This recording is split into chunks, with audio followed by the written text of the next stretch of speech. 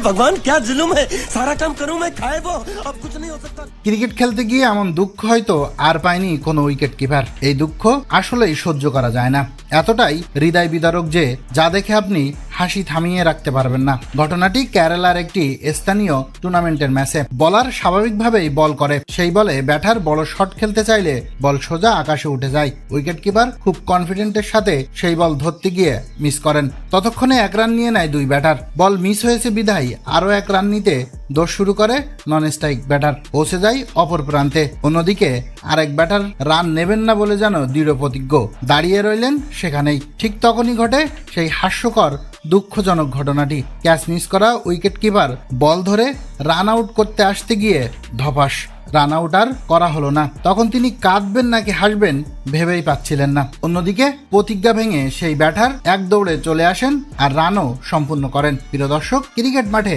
আপনি এতটা হাস্যকর দুঃখজনক ঘটনা এর আগে দেখেছেন কিনা তা আমাদের জানাতে ভুলবেন না। सारी उम्र में जो कर जा बड़े यार